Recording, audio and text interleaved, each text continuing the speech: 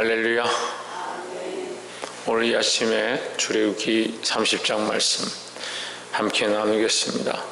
이 말씀을 통해서 하나님의 뜻을 알아서 이 한 주간도 내 뜻과 내 생각으로 사는 것이 아니고 하나님의 말씀으로 순종하고 승리하시기를 주의 이름으로 축원합니다. 출애굽기 30장 말씀에는 분향단에 대해서 얘기를 하는데 말씀하시는데 이 분향단은 향기로운 향을 하나님 앞에 사르는 제단이다. 그럼 이 분향단은 예수 그리스도를 상징하죠. 예수 그리스도는 하나님 앞에 향기로운 향이 되십니다. 우리는 그리스도를 본받아 아름다운 삶을 살고 하나님의 말씀대로 사는 것이 이 향기로운 삶의 모양이다. 누구를 닮아서 살아야 되냐? 예수 그리스도를 닮은 삶을 살아야 합니다. 이것은 율법에 속한 것이 아니라 믿는 자들이 마땅히 살아야 될 원리다라는 거죠. 우리가 율법에 매여서 지금 말씀대로 사는 게 아니라 하나님의 사랑에 매여서 말씀대로 살고자 몸부림치는 것이 합당합니다. 그런데 하나님 말씀 사랑에 매이지 아니하니까 자꾸 자기 뜻대로 사는 거죠. 그러면 이것이 뭐가 다르냐? 자기 뜻을 쫓아서 자기가 원하는 대로 사니까 하나님 사랑이 없는 거죠. 하나님 사랑이 있다고 하면서 자기 마음대로 사는 것은 하나님 사랑을 모르는 겁니다. 근데 하나님 사랑이 있다 하는데 삶이 없다. 그건 거짓된 거죠. 삶이 있고 하나님 사랑이 없는 건 그것 더 비참한 거고. 하나님의 사랑이 있다, 하나님의 백성이다, 하나님 은혜를 안다 하는데 자기 마음대로 사는 것은 이게 심각한 문제다는 거예요. 우리는 늘 그리스도의 향기, 나를 위한 삶이 아니라 하나님의 사랑으로 살아가는 몸부림치는 그 삶을 살 때 하나님 앞에 아름다운 향기가 되는 줄 믿습니다. 우리가 특별히 나눠야 될 말씀은 12절에 내가 이스라엘 자손의 수요를 따라 조사할 때에 조사받은 각 사람은 그 생명의 속전을 여호와께 드릴지니 했습니다. 생명의 속전을 여호와께 드린다. 이것은 번제물과 좀 다른 문제입니다. 그렇지만 번제물도 코페르라 해서 덮는다라는 속죄물, 다시 말해서 그리스도께서 이 땅에 오신 목적, 내가 너희를 위한 대속물이 되려 함이다 하셨던 그 대속물은 그 속죄물이고 속죄전이고, 그래서 여기 나오는 속전과 다 같이 연결되는 겁니다. 덮는다라는 거죠. 이것은 이제 이스라엘 백성이 1년에 한 번씩 하나님 앞에 속죄물을 들여서 짐승을 잡아서 하나님 앞에 나아가며 그 백성들의 죄를 사해 주십시오 이렇게 하는 것인데, 이 백성의 수요를 계속할 때는 그렇게 할 수가 없으니까 어떻게 하느냐? 속전을 들여서 대신 덮는다. 속죄물을 들여서 덮거나 아니면 속전을 들여서 덮어야 한다. 왜 덮어야 하냐? 이것이 인간적인 일이 되지 않도록 덮어야 된다는 겁니다. 우리가 예식과 예물과 예배를 하나님께 드릴 때에 똑같이 헌금을 하고 똑같이 예배하고 있지만 어떤 일은 거룩하다는 인정을 받고 어떤 일은 그렇지 못하다는 하나님의 책망받는 경우들이 많이 있습니다. 바리새인들이 자기들의 신앙관과 종교관으로 하나님 앞에 나아가고 많은 백성들이 그 헌금에 연보를 했지만 예수님께서 어떤 이보다 많이 한 여인을, 그 과부를 칭찬하셨던, 겨우 얼마 되지 않는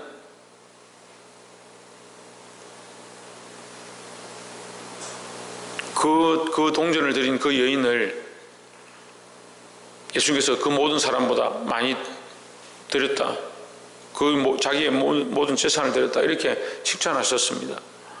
그러니까 이것은 어떤 양이나 어떤 정도를 얘기하는 것이 아니고 하나님 앞에 우리가 어떤 모습으로 나아가고 있느냐, 그 중심을 보시는 겁니다. 그래서 백성의 수요를 계속할 수 있습니다. 그죠? 계속하는 것 자체가 문제는 아닙니다. 그런데 왜 이것을 하라고 하느냐? 너희가 너희 것인 줄 착각하지 않도록 하기 위해서다. 대속물이란 그것은 아무것도 아니고 그것에 덮여진 것을 보시고 넘어가는 겁니다. 그러니까 너희의 공로가 아니라 그 덮은 것을 보고 넘어가는 겁니다. 속전도 마찬가지죠. 너희를 보는 것이 아니고 그 속전을 보고 내가 용서하겠다 이 말이죠. 그것은 받는 자의 입장에서는 내 공로가 아니고 나 자신이 아니라 나는 아무것도 아니고 그것을 대신 덮음으로 말미암아 하나님의 은혜를 기억하는 겁니다.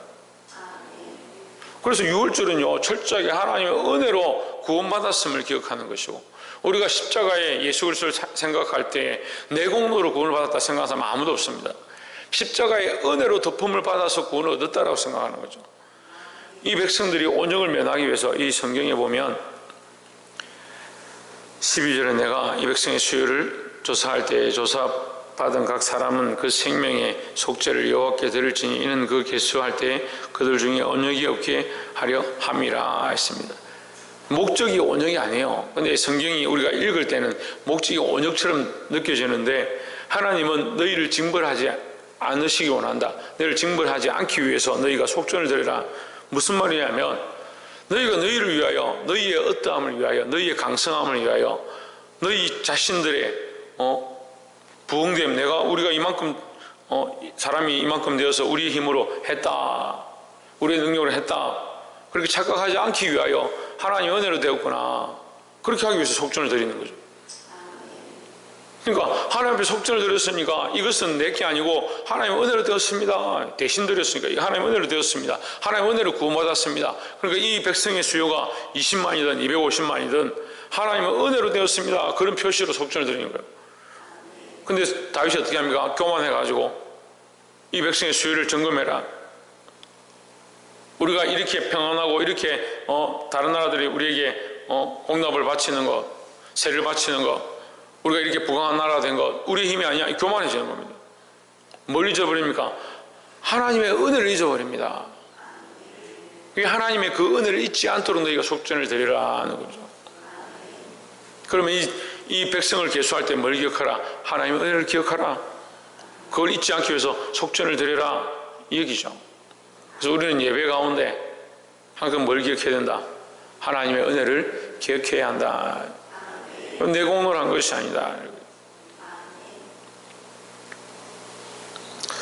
두 번째 나눌 말씀은 17절에 여호와께서 모세에게 일러 이르시되 너는 물두멍을 노수로 만들고 그 받침도 노수로 만들어 쉽게 하되 그것을 해막과 단 사이에 두고 그 속에 물을 담으라 했습니다. 저는 참 이 물두멍을 보면서 참 신비롭다는 생각을 합니다. 다른 제단은요, 다른 기구들은 다 만져야 되는 겁니다. 기구 자체를 만집니다. 그러니까 피를 쏟으면 그 피를 제단에 바르고 뿔에 바르고 만져야 됩니다. 근데 물두멍은 물두멍 자체를 만지지 않습니다. 뭘 만지냐? 물을 만지는 거죠. 이게 무슨 의미냐면 이 물두멍은 놋수로 만들었습니다. 이게 하나님의 심판을 얘기하죠. 근데 우리가 심판에 닿는다면 죽어야 되는 거죠. 심판에 닿으면 죽어야 되잖아요.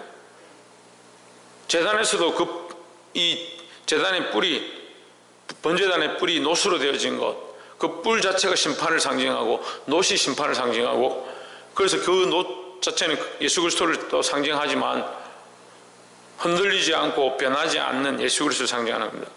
그래서 하나님의 공의의 심판이 누구냐? 예수 그리스도입니다. 또한 하나님의 사랑이 누구냐? 예수 그리스도입니다. 그게 어렵죠? 근데 하나도 안 어렵습니다. 하나님의 심판이 우리에게 임해야 되는데 예수님이 대신 덮으시고 그 대가를 지불하셨기 때문에 그 하나님의 심판 자체가 십자가가 죽음이고 심판이지만 그 심판을 대신 담당하신 분이 누구냐? 예수 그리스도죠. 그리고 예수 그리스도는 하나님의 공의도 되고 하나님의 심판도 되고 하나님의 사랑도 되는 겁니다. 그런데 하나님께서 이 그리스도의 피로 덮으심이 없었다면 우리가 어떻게 구원을 얻느냐? 그러니까 우리는 계속해서 이 속전을 드린 것처럼 뭘 기억해야 되냐? 하나님 은혜로 덮였구나. 죄인이 아니라서 덮인 게 아니라 죄인이고 죽을 수밖에 없고 가능성이 없는 심판을 받아야 될 자들인데 예수 그리스도 덮였구나. 이걸 기억해야 되는 거예요. 이 물두멍도 또한 보면 하나님 심판이 나타나는데 그 심판을 우리가 만지는 것이 아니고 그 안에 있는 물을 만지는 겁니다. 물을 만져서 뭘 하느냐? 씻어낸다는 거예요. 씻어낸다는 거예요. 번제단의 제물을 잡아서 죽이고 가죽을 벗기고 더러운 기름들과 똥은 제단 밖에 나가서 장막 밖에 나가서 불타르고, 그럼 이 옷들이 얼마나 더러워지겠습니까? 근데 그것을 씻는다는 거예요. 씻는다. 제단에 올라갈 때 씻고요, 제단에서 내려와서 씻고요, 회막에 들어가서 가기 전에 씻는 거예요. 해막에 들어가기 전에 씻는다는 의미는 뭡니까? 하나님 만나기 전에 씻는다. 뭘로 씻느냐? 물로 씻는 겁니다. 물로.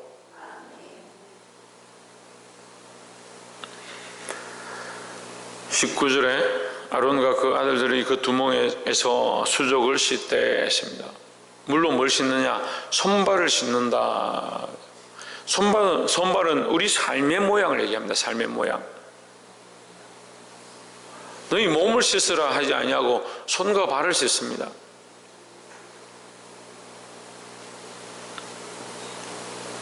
실로암 샘물에 가서 눈을 씻고 와서 보게 된 우리가 맹인을 알고 있습니다. 뭘 씻느냐? 눈을 씻었습니다. 눈을 씻는 것 또한 뭘 상징하느냐? 그의 삶을 상징합니다. 우리가 우리의 삶을 하나님 앞에 씻어야 된다는 거죠. 늘 주님 앞에 씻음으로 정결해지고, 이 물두멍에 담겨진 이 물들은 예수 그리스도의 생명수를 얘기합니다. 우리의 죄를 씻고 우리의 온전치 않은 삶을 늘 씻기를 주의 이름으로 축복합니다.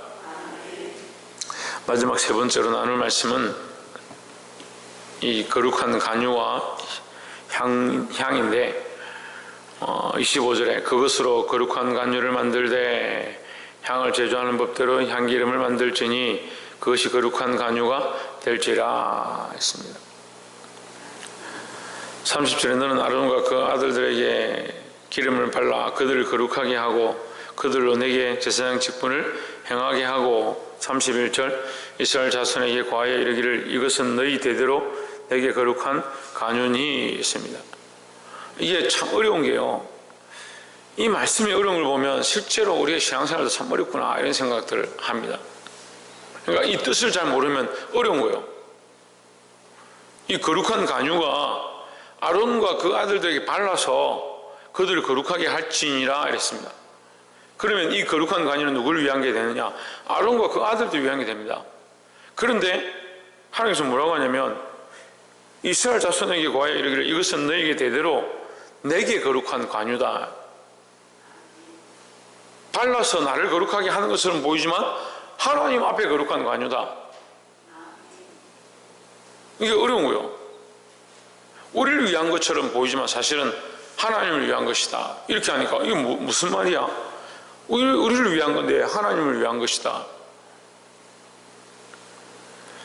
자, 우리가 사는 방법은 하나님의 것이 되는 겁니다.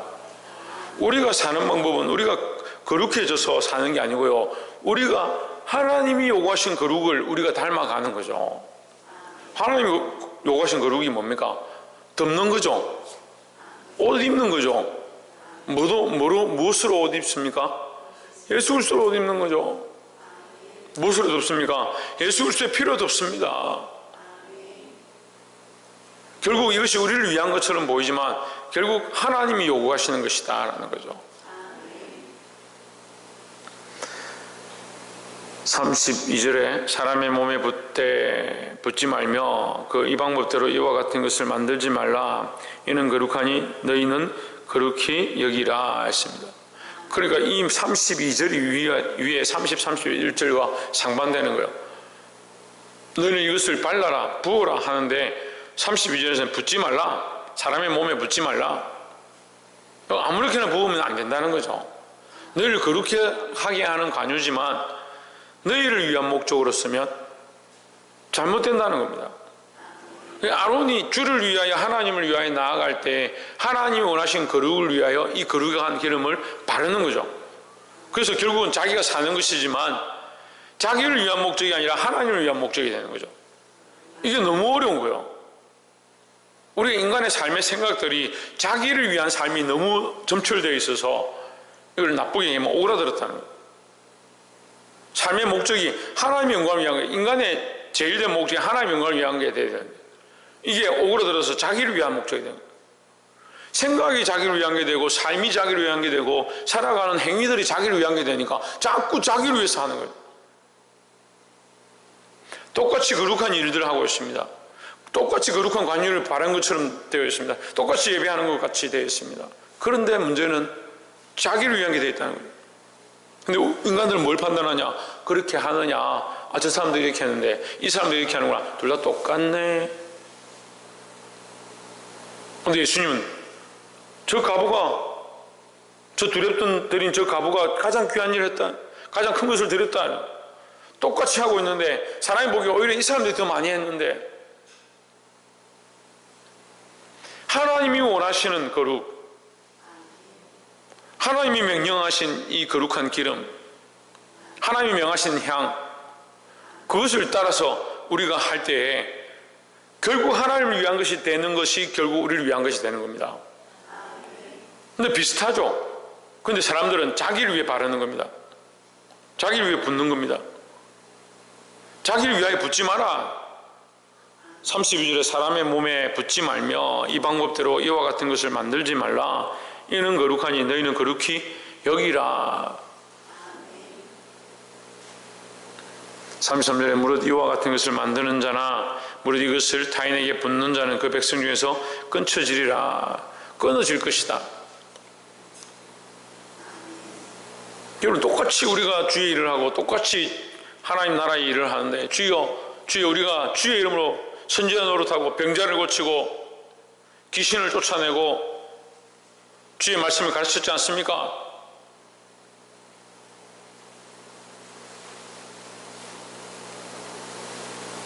예수님 뭐라고 하십니까? 이 불법을 행한 자들아, 내가 너희를 도무지 알지 못한다. 왜 알지 못하냐? 우리도 거룩한 간유를 발랐습니다. 우리도 거룩한 향을 우리에게 부었습니다. 천만의 말씀이다. 누구를 위한 목적으로 했느냐? 누구를 위한 목적으로?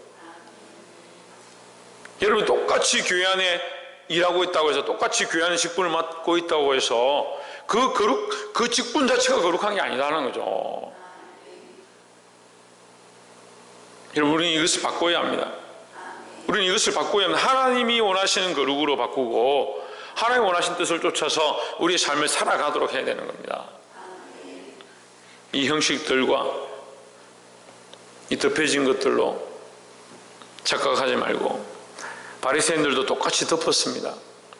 근데 오늘 하나님께서 우리에게 속전으로 덮는 것과 물두멍으로 씻는 것과 그리스도의 피로 덮는 것에 대해서 가르쳐 주십니다.